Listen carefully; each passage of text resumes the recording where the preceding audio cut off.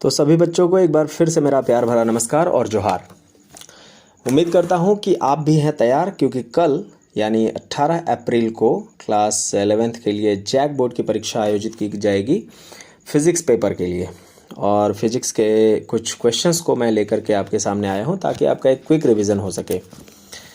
तो आइए सबसे पहले फटाफट से शुरुआत करते हैं और आपसे गुजारिश करूँगा कि अंत तक वीडियो को देखें ताकि ज़्यादा से ज़्यादा कल के एग्जामिनेशन में आपको लाभ मिले। तो पहला क्वेश्चन पढ़ता हूँ। पहला क्वेश्चन कहता है कि इलेक्ट्रोमैग्नेटिक फोर्स क्या है। 4 ऑप्शंस दिए गए हैं। Option number C correct option है, attractive as well as repulsive in nature, है ना। देखिए, 2 चार्जेस जब होते हैं, 2 चार्जेस, जैसे पहला चार्ज मैं Q ले रहा हूँ Q1 और दूसरा चार्ज मान लीजिए Q2। अगर ये दोनों चार्ज स्टेट ऑफ रेस्ट में होंगे तो इनके पास होता है इलेक्ट्रिक फील्ड। क्या होता है? Electric field. लेकिन जब ये दोनों मोशन में होंगे, अगर ये दोनों चार्ज आ गए मोशन में, ठीक है, तो मोशन में आने के बाद इलेक्ट्रिक फील्ड के साथ साथ उसमें प्रोड्यूस हो जाता है मैग्नेटिक फील्ड। और एक चार्ज दूसरे चार्ज के मैग्नेटिक फील्ड के कारण एक फोर्स एक्सपीरियंस करता है और उस फोर्स को हम लोग बोलते हैं इलेक्ट्रोमैग्नेटिक फोर्स। तो ये अट्रैक्टिव नेचर का भी हो सकता है और रिपल्सिव नेचर का भी हो सकता है। तो इसलिए हमारा ऑप्शन नंबर सी करेक्ट है। नेक्स्ट क्वेश्चन है 1 फर्मी इक्वल टू। तो 1 फर्मी इक्वल टू होता है option number D, that means 10⁻⁻15 metre. ये सिंपली आपको याद रखना है। 1 फर्मी इक्वल टू आप लिखेंगे सीधा 10⁻⁻15 metre. That means option number D. Next है, तो parsec is the unit of. तो देखिए, पार्सेक एक यूनिट है किसका? डिस्टेंस का। तो बी नंबर ऑप्शन हमारा सही ऑप्शन है। पार्सेक को पैरालैक्टिक सेकंड बोलते हैं। पैरालैक्टिक सेकंड, ठीक है। और आप जानते हैं लाइट ईयर के बारे में, है ना। तो 1 पार्सेक इक्वल टू होता है, 1 पार्सेक इक्वल टू हम कह सकते हैं 3.256 light year. LY that means light year. तो ये एक डिस्टेंस का यूनिट हो गया, इसलिए हमारा ऑप्शन नंबर बी सही ऑप्शन है। Question 4, 1 AMU atomic mass unit, है ना। देखिए, 1 AMU जो होता है, 1 AMU की अगर बात करें, 1 AMU, ठीक है, वो होता है 1/12 of the mass of 1 carbon atom, ठीक है, 1 कार्बन एटम। कुछ इस तरीके से आप कार्बन एटम को लिखते हो। तो इसको हम लोग ऐसा भी लिख सकते हैं 1/12 विद इन ब्रैकेट। देखिए, एक कार्बन एटम का जो एटॉमिक मास हो जाएगा 12 × 10⁻³ kg और डिवाइडेड बाय 6.02 × 10⁻23 जो कि एवोगाड्रो नंबर है। और इसको जब सॉल्व करेंगे तो आएगा आपको 1.66 × 10⁻⁻27 kg, जो कि आपके ऑप्शन नंबर बी में अवेलेबल है। इसलिए बी, ऑप्शन नंबर बी जो है वो राइट ऑप्शन है। डायमेंशनल फार्मूला ऑफ प्रेशर बहुत इजी है। प्रेशर इक्वल टू होता है फोर्स अपॉन एरिया। अब फोर्स के लिए क्या होता है? MLT -2 and divided by area के लिए L⁻²। जब एरिया को आप न्यूमरेटर में ले जाएंगे तो सॉल्व होने के बाद फाइनली आएगा ML का पावर। देखिए, जब न्यूमरेटर में L का पावर 1 है और नीचे से 2 पावर ले जाएंगे तो 1 - 2 हो जाएगा और T⁻⁻² हो जाएगा। एक स्टेप और ले जाएंगे इसको, दैट मीन्स हमें मिल जाएगा ML⁻⁻1 और T⁻⁻²। इसीलिए आपका option number A right option है। क्वेश्चन नंबर 6 की बात करते हैं। If a man goes 10 metre towards north, है ना, कोई एक आदमी है वो 10 मीटर जाता है, किधर? नॉर्थ की तरफ। क्वेश्चन नंबर 6 है, if a man goes 10 metre towards north. कुछ इस तरीके से 10 मीटर जाता है एक आदमी नॉर्थ की तरफ, ठीक है, और फिर वो मुड़ जाता है ईस्ट की तरफ, लेकिन कितना चलता है? 20 मीटर। तो ईस्ट की तरफ चलता है कितना? 20 मीटर, ठीक है। अपने डायरेक्शन पता होगा आपको, तो उसके अकॉर्डिंग मैंने बनाया है। तो कहता है डिस्प्लेसमेंट कितना होगा। तो देखिए डिस्प्लेसमेंट होता है इनिशियल एंड फाइनल पोजीशन के बीच का डिस्टेंस कह लें या लेंथ कह लें।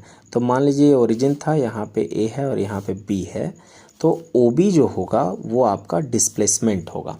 और कैसे फाइंड करेंगे, तो ओ बी फाइंड कर लेंगे कुछ इस तरीके से, root over O A square and plus A B square, O A square plus A B square.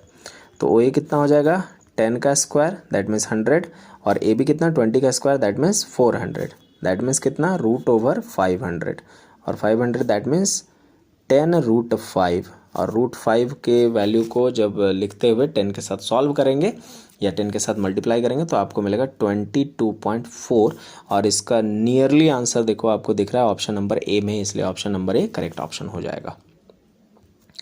Next question पे बढ़ते हैं। 7 number is cyclist moving in circular track of radius 40 metre completes half a revolution in 40 second. देखो एक cyclist है, वो circular track पे इस तरीके से घूम रहा है, और सर्कुलर ट्रैक का जो रेडियस है वो 40 मीटर है, ठीक है। तो मान लीजिए पोजीशन ए पर अभी है। अब ये हाफ रिवॉल्यूशन मतलब ए से देखिए बी तक जाता है, इस तरीके से हाफ रिवॉल्यूशन करता है, ठीक है, ए से बी तक जाता है। तो इसका एवरेज वेलोसिटी आपसे पूछ रहा है। तो आप देखो कि टोटल डिस्प्लेसमेंट कितना कर रहा है। तो डिस्प्लेसमेंट फाइनल और इनिशियल पोजीशन के बीच का शॉर्टेस्ट डिस्टेंस होता है, दैट मीन्स ए बी। तो देखो ए बी कितना के बराबर हो जाएगा, ए बी बराबर हो जाएगा 2 इंटू आर, है ना, रेडियस का डबल जो कि डायमीटर है क्योंकि सेंटर से पास कर रहा है, तो 2 इंटू 40, ठीक है, ये हो गया आपका डिस्प्लेसमेंट। और टाइम दिया हुआ है, टाइम कितना दिया हुआ है 40 सेकेंड्स दिया हुआ है। तो दैट मीन्स आपका जो एवरेज वेलोसिटी पूछ रहा है वो हो जाएगा total displacement that means 2 into 40 और divided by total time that means 40 से 40 कैंसिल हो जाएगा, मिलेगा 2 मीटर पर सेकेंड, जो कि ऑप्शन नंबर सी में अवेलेबल है, इसलिए option number C correct option हो जाएगा। फिर क्वेश्चन नंबर 8 कहता है motion of a particle is described by the equation. देखो बहुत सारे ऐसे क्वेश्चंस मिलेंगे जिसमें मोशन जो है वो कुछ इस तरीके से वेरिएबल्स के साथ कांस्टेंट के साथ मिला करके एक इक्वेशन के रूप में देगा, और आपको बोलेगा इंस्टेंटेनियस वेलोसिटी फाइंड करने का। तो कुछ नहीं करना है, बहुत सिंपल है, इंस्टेंटेनियस वेलोसिटी है ना, इंस्टेंटेनियस वेलोसिटी VINS में लिख रहा हूँ, ठीक है, इंस्टेंटेनियस वेलोसिटी VINS, थोड़ा करेक्ट करके लिखें इसको ठीक तरीके से। इंस्टेंटेनियस ये होता है dx अपॉन dt, राइट। तो अब डिफरेंशिएट करेंगे that means d upon dt, और डिफरेंशिएट करेंगे किसको, जो गिवन इक्वेशन है, that means AT plus BT square, ठीक है। डिफरेंशिएट जब आप करोगे तो पहला वाला टर्म है वो a बन जाएगा और दूसरा वाला टर्म बनेगा 2BT, ठीक है। देखो a और b की वैल्यूज़ आपको दी गई हैं और साथ में t बोलता है 3 सेकेंड पे, तो v इंस्टेंटेनियस 3 सेकेंड पे कितना हो जाएगा, v इंस्टेंटेनियस कहाँ कितने पे 3 सेकेंड पे। तो a की वैल्यू पुट करेंगे, कितना है a का वैल्यू है 15 और प्लस का साइन 2 इंटू b का वैल्यू है 3 और फिर t का वैल्यू है 3, तो कितना हो जाएगा 15 प्लस 3 3 जा 9 2 जा 18, तो 18 और 15 33 सेंटीमीटर पर सेकेंड, जो कि ऑप्शन नंबर ए में अवेलेबल है, इसलिए राइट ऑप्शन हो जाएगा ऑप्शन नंबर ए। क्वेश्चन नंबर 9 का कहना है the area under acceleration time graph represents, है ना, बेसिकली एक ग्राफ आप ले लेंगे जिसमें मान लीजिए वाई एक्सिस को एक्सेलरेशन से रिप्रेजेंट किया और एक्स एक्सिस को टाइम से रिप्रेजेंट किया। अब मान लीजिए कोई यूनिफॉर्म एक्सेलरेशन से जा रहा है ना, या तो हम इस तरीके का ग्राफ बना ले, ठीक है। एक्सेलरेशन यहाँ पे आप देख लो कि कांस्टेंट है ना, टाइम के साथ एक्सेलरेशन कांस्टेंट है। अब मान लीजिए इसका एरिया पूछा जाता है आपसे, सपोज दैट, तो मान लीजिए कि जब एरिया आप फाइंड करेंगे तो कैसे फाइंड करेंगे, एरिया फाइंड करने के लिए आप क्या करेंगे A इंटू टाइम, है ना, इसी तरीके से एरिया फाइंड करेंगे। तो A इंटू टाइम क्या होता है, तो सिंपली V होता है, और आप एक तरीके से सोचिए कि एक्सेलरेशन बराबर आप लिखते क्या थे, चेंज इन वेलोसिटी मैं v लिख रहा हूँ डिवाइडेड बाय टाइम। तो इसका मतलब है कि जब इसको यहाँ ला के मल्टीप्लाई करोगे टाइम को एक्सेलरेशन के साथ, तो ऑब्वियसली आपको क्या मिलेगा, चेंज इन वेलोसिटी, जो कि ऑप्शन नंबर सी में गिवन है। ठीक है, तो option number C right option हो जाएगा। नेक्स्ट क्वेश्चन पे बात करेंगे, vehicle travels half the distance L with speed v1। एक कोई सर्टेन डिस्टेंस है ना, मान लीजिए वो डिस्टेंस है कैपिटल एल। ठीक है, अब इसका हाफ v1 वेलोसिटी से और बाकी का हाफ v2 वेलोसिटी से ट्रैवल करता है कोई एक ऑब्जेक्ट। ठीक है, तो अब क्या फाइंड करना है, इसका एवरेज स्पीड फाइंड करना है। तो एवरेज स्पीड निकालने का सिंपल फार्मूला क्या होता है, total distance divided by total time. तो v एवरेज बराबर मैं लिख रहा हूँ टोटल डिस्टेंस। अब टोटल डिस्टेंस तो कैपिटल एल हो गया, और टोटल टाइम पूछता है। तो देखो बेसिकली क्या होता है कि टाइम कैसे फाइंड करेंगे। तो जैसे मान लीजिए मैं यहाँ डायरेक्टली लिख रहा हूँ, अगर जो लेंथ है हाफ लेंथ को अगर उसकी वेलोसिटी से आप डिवाइड कर दें, ठीक है, देखो हाफ लेंथ को मैं वेलोसिटी से डिवाइड कर दे रहा हूँ, तो हमारा टाइम मिल जाएगा। क्यों मिलेगा मैं वो भी एक्सप्लेन कर दूंगा अभी। बाकी के हाफ डिस्टेंस को भी उसकी वेलोसिटी से डिवाइड कर दे रहा हूँ। अब l/2 कॉमन निकाल लेंगे आप। ठीक है, न्यूमरेटर में l बचेगा, l/2 कॉमन निकाल लेंगे, अंदर में बचेगा 1/v1 और v2। तो v1 v2 को मैं ले रहा हूँ LCM, तो न्यूमरेटर में आ जाएगा v1 प्लस v2। ठीक है, l से l कैंसिल हो जाएगा, तो ऊपर जाएगा 2v1 v2 और डिवाइडेड बाय मिलेगा v1 प्लस v2। ठीक है, जो कि किसके बराबर आया, एवरेज स्पीड के बराबर आया। तो वो ऑप्शन नंबर सी में अवेलेबल है, इसलिए option number C right option हो जाएगा। अब मैंने कहा कि आपको टाइम बराबर कैसे लिखना है। देखिए वेलोसिटी बराबर होता है डिस्प्लेसमेंट बाय टाइम। ठीक है, तो टाइम बराबर क्या हो जाएगा, यहाँ से टाइम बराबर हो जाएगा displacement by velocity.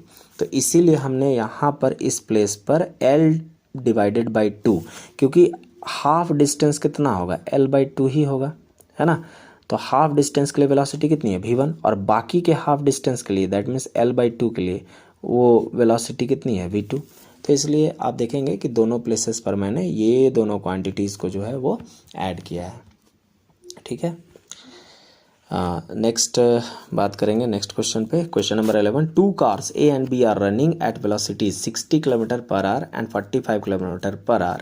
What is the relative velocity of car A with respect to car B if both are moving eastward? देखो दोनों एक ही डायरेक्शन में मूवमेंट कर रहे हैं, तो अगर सेम डायरेक्शन में मूवमेंट कर रहे हैं, ठीक है, सेम डायरेक्शन में मूवमेंट कर रहे हैं, और जब एक दूसरे को नोटिस करेंगे तो उन्हें लगेगा कि जो वेलोसिटी है वो एक दूसरे की कम है, क्योंकि ऑपोजिट डायरेक्शन में मूवमेंट करते हैं। आप सिंपली आप नोटिस करिए कि जब आप एक रेलवे स्टेशन में होते हैं और या फिर ट्रेन में बैठे होते हैं और ट्रेन आपके बगल से गुजरती है, तो भले ही वो कम स्पीड से हो, लेकिन जब ऑपोजिट डायरेक्शन में जाते हैं ना तो बहुत स्पीड लगती है, लेकिन सेम डायरेक्शन में चल रही होगी तो उसकी वेलोसिटी कम लगेगी। तो कैसे रिलेटिव वेलोसिटी फाइंड करेंगे, तो रिलेटिव वेलोसिटी मैं VR से इसको रिप्रेजेंट कर रहा हूँ। किसका फाइंड करना है, तो A का विथ रिस्पेक्ट टू B, तो आपको क्या करना है VA माइनस VB कर देना है, VA माइनस VB कर देना है। तो VA कितना हो जाएगा, A दिया हुआ 60 और VB कितना हो जाएगा 45, और दोनों को आपस में सब्ट्रैक्ट कर दीजिएगा तो 50 km/h हो जाएगा, जो कि ऑप्शन नंबर A में गिवन है। नेक्स्ट क्वेश्चन पे बात करेंगे 12, कहता है कौन सा एक प्रॉपर्टी है जो कि नल वेक्टर के लिए नहीं है। देखिए A, B और D तीनों प्रॉपर्टीज नल वेक्टर के लिए है, लेकिन अगर आप एक नल वेक्टर को एक वेक्टर से जब मल्टीप्लाई करेंगे तो वो वेक्टर नहीं मिलेगा या प्रोवाइड नहीं करेगा। ठीक है, तो इसलिए option number C right option है, वो नल वेक्टर का एक प्रॉपर्टी नहीं है। Next, if a vector A is of magnitude 5 units due east, एक वेक्टर है A वेक्टर जो कि 5 यूनिट का है, जो कि किधर है, ईस्ट डायरेक्शन में है। What is the magnitude and direction of A vector -A, है ना, -A का जो डायरेक्शन होगा जस्ट इसके ऑपोजिट होगा, है ना, सेम मैग्नीट्यूड का होगा लेकिन वेस्ट डायरेक्शन में होगा, ठीक है, इसको बोलेंगे आप -a, ठीक है। तो आपके ऑप्शन नंबर डी में गिवन है 5 यूनिट्स ड्यू वेस्ट, तो इसलिए राइट ऑप्शन हो जाएगा डी। क्वेश्चन नंबर 14 पे बात करेंगे। Relation between the time of flight of projectile TF and time to reach the maximum height TM is. देखो इस तरीके से सबसे पहले ग्राफ को नोट कर लो प्रोजेक्टाइल मोशन के लिए, है ना, ये है मैक्सिमम हाइट, ठीक है। तो देखो यहाँ से जाने में मान लीजिए कि ओरिजिन से मैक्सिमम हाइट तक जाने में आपको समय लगता है सपोज दैट कि TM, ठीक है, और वहाँ से वापस ग्राउंड तक आने में भी आपको टाइम लगेगा कितना TM सपोज दैट, ठीक है। TM टाइम दोनों में लग रहा है। TM स्टैंड करता है किसके लिए, मैक्सिमम हाइट के लिए, जितना समय लगता है मैक्सिमम हाइट पे प्रोजेक्टाइल को जाने के लिए जितना समय लगता है ना। तो टोटल टाइम ऑफ फ्लाइट कितना हो जाएगा, टोटल टाइम ऑफ फ्लाइट हो जाएगा कितना, TM प्लस TM, तो दोनों को ऐड कर दीजिए, कितना हो जाएगा 2TM, जो कि आपके ऑप्शन नंबर ए में गिवन है, इसलिए option number A right option हो जाएगा। नेक्स्ट है 15, an insect trapped in a circular groove of radius 12 centimeter moves along the groove steadily and completes 7 revolution in 100 second. The linear speed of the insect is. तो concept ये है कि देखो पहले आपको रेडियस दिया हुआ है, कितना दिया हुआ है रेडियस, तो 12 सेंटीमीटर, ठीक है। तो क्या करता है कि जो इंसेक्ट है वो 7 रिवॉल्यूशन 100 सेकेंड में कवर कर लेता है ना, 7 रिवॉल्यूशन। अगर छोटा सा एक कहीं पे सर्कल बना लें और कहीं से भी इंसेक्ट स्टार्ट करे तो 100 सेकेंड में क्या करता है कि वो 7 रिवॉल्यूशन तक ले लेता है। तो कितना एंगल कवर करेगा, एंगल कितना कवर करेगा, तो एंगल कितना कवर करेगा, एक रिवॉल्यूशन में देखिए 2 पाई एंगल कवर करता है, तो 7 रिवॉल्यूशन में कितना हो जाएगा, 7 इंटू 2 पाई एंगल कवर कर जाएगा। अब सर एंगल क्यों निकाल रहे हैं, एंगल निकालने से इसकी एंगुलर वेलोसिटी ओमेगा निकल जाएगा। तो ओमेगा कैसे निकलता है ना, एंगल डिवाइडेड बाय टाइम। तो पहले हम लोग ओमेगा निकाल लें, तो टोटल एंगल देखिए 14 पाई हो जाएगा, ठीक है, 7 टू 14 पाई, और टाइम कितना लगता है उसको, 100 सेकेंड लगता है। ये एंगुलर स्पीड कह सकते हैं, 14 पाई डिवाइडेड बाय 100 रेडियन पर सेकेंड कह सकते हो इसको, ठीक है। अब आपके पास एक रिलेशन मालूम है, V बराबर होता है R ओमेगा, ठीक है। R का वैल्यू दिया हुआ है 12 और ओमेगा का वैल्यू पुट कर दीजिए 14 इंटू पाई का वैल्यू लिख रहा हूँ 22/7, ठीक है, 22/7 और 100 से नीचे मल्टीप्लाइड है, तो 7 2 जा हो जाएगा 14 और 22 इंटू 2 दैट मीन्स 44 और 44 इंटू 12 करिएगा आप तो आपको मिल जाएगा 528 और डिवाइडेड बाय कितना 100 जो कि 5.28, दैट मीन्स जो आपका ऑप्शन नंबर बी दिया हुआ है 5.3 सेंटीमीटर पर सेकंड उसके आसपास का आंसर है, इसलिए option number B right option हो जाएगा। Question number 16, a stone of mass 1 kg is lying on the floor of a train which is accelerating with 1 meter per second. The net force on the stone is, है ना। तो force निकालना बड़ा ही आसान है, force बराबर mass into acceleration कर लीजिए। मास कितना दिया हुआ 1 kg, एक्सेलरेशन दिया हुआ है 1, दैट मीन्स कितना 1 kg मीटर पर सेकेंड स्क्वायर जो कि 1 न्यूटन के बराबर होता है। तो option number B right option हो जाएगा। 17, a cyclist bend while taking turn to, एक साइकिलिस्ट क्या करता है जब टर्न करता है, मान लो यहाँ से यहाँ तक साइकिलिस्ट जा रहा है और वो टर्न करता है, तो होता क्या है कि जब साइकिलिस्ट टर्न करेगा तो इसकी वेलोसिटी का डायरेक्शन तो ये हो गया, लेकिन इसके जो फोर्स का डायरेक्शन होता है जिसे सेंट्रीपिटल फोर्स कहते हैं वो सेंटर की तरफ होता है। तो बेसिकली वो जनरेट करता है सेंट्रीपिटल फोर्स, तो इसलिए option number B right option हो जाएगा। A book is lying on the table, एक टेबल है जिस पे एक बुक रखी हुई है। तो चलिए फटाफट से पहले टेबल ड्रॉ कर लें हम लोग। ये हमारा मान लीजिए टेबल है, ठीक है, और इस टेबल पे एक बुक रखी हुई है। चलिए एक बुक रख दिया हमने, ठीक है। उसके बाद कहता है कि what is the angle between action of the book. तो बुक का एक्शन क्या होगा, बुक नीचे की तरफ एक फोर्स लगाएगी अपना वेट, है ना, मान लीजिए इसको W बोलते हैं, या ए फॉर एक्शन आप बोल सकते थे, और W बराबर mg, और इसका रिएक्शन होगा जस्ट ऑपोजिट डायरेक्शन, मतलब ऊपर की ओर, R बराबर mg, वही होगा। अब ये पूछ रहा है कि दोनों के बीच एंगल कितना बनेगा, तो सिंपल है, दोनों के बीच एंगल बन रहा है 180 डिग्री, ठीक है, दोनों एक दूसरे के जस्ट ऑपोजिट है, इसलिए option number D right option हो जाएगा। 19 product of force and displacement, force into displacement का जो प्रोडक्ट होता है वो सिंपली कहलाता है वर्क डन, तो इसलिए option number D right option हो जाएगा। क्वेश्चन 20 है, boy lifts a mass of 1 kg to a height of 1 metre in 20 second, the power of the boy is, है ना, तो पावर बराबर होता है वर्क अपॉन टाइम, पावर बराबर वर्क अपॉन टाइम, W/T। तो यहाँ पे सबसे पहले आप देखो वर्क किसके बराबर हो जाएगा, तो पोटेंशियल एनर्जी के बराबर हो जाएगा। मैं पोटेंशियल एनर्जी का डायरेक्ट फार्मूला लिख रहा हूँ, mgh/T। तो mgh के लिए सारी चीज़ें अवेलेबल हैं, जैसे m अवेलेबल है 1 kg, g का वैल्यू दिया हुआ है 10, और हाइट दिया हुआ है 1 मीटर, और डिवाइडेड बाय टाइम दिया हुआ है 20 सेकेंड, तो 10 2 हो जाएगा 20, दैट मीन्स 0.5, और पावर की यूनिट होती है वाट, तो इसलिए option number D right option हो जाएगा। तो इस तरीके से फटाफट से हमने 20 क्वेश्चंस का एक क्विक रिवीजन कर लिया, और उम्मीद करूँगा कि आप भी अपने लेवल से बहुत सारे इस तरह के क्वेश्चंस को सॉल्व करेंगे बिफोर द एग्जामिनेशन, और एक बेटर रिजल्ट करने का प्रयास करेंगे। तब तक के लिए जय हिंद।